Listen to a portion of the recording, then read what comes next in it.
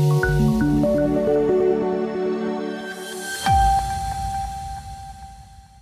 केंद्रीय मंत्री और भाजपा नेता स्मृति ईरानी ने कहा, प्रधानमंत्री मोदी ने बार बार ये स्पष्ट किया है कि सबका साथ सबका विकास का विजन केवल सभी की सामूहिक प्रयत्न से ही पूरा किया जा सकता है।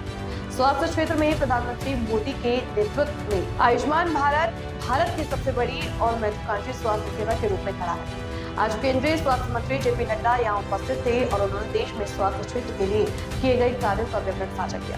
प्रधानमंत्री मोदी के नेतृत्व में भारत में वर्तमान में विद्यमान है। आज अटल बिहारी वाजपेयी जी के जन्म उत्सव की पूर्व संध्या पर हमारे देश के स्वास्थ्य मंत्री नड्डा जी यहाँ पर उपस्थित होकर देश ने हेल्थ सेक्टर में क्या क्या प्रगति की है उसका उदाहरण, उसका प्रमाण देश के नागरिकों के सामने प्रस्तुत किया।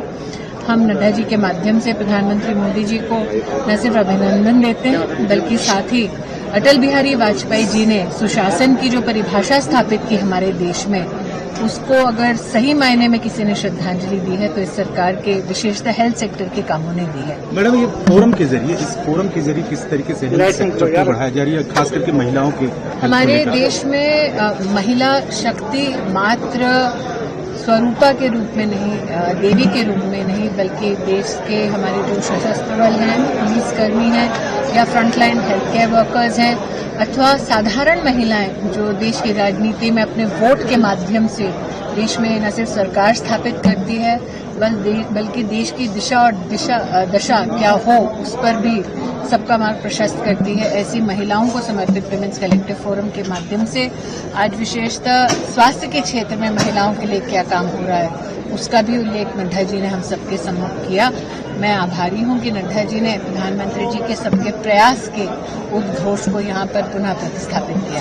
मैम, एक सवाल क्योंकि हेल्थ की बात है तो AQI को लेकर भी बहस छिड़ गई है इस बार। मैं इतना ही कहूंगी कि इस विषय पर सरकार ने अपना वक्तव्य दे दिया है, मंतव्य दे दिया है। विशेषज्ञों ने भी अपना जो एक जर्नी में उनका जो योगदान है, कैसे नागरिक न सिर्फ सचेत रहें बल्कि स्वस्थ रहें, इस प्रकार का उल्लेख आपने कई मंचों से उनके माध्यम से सुना है।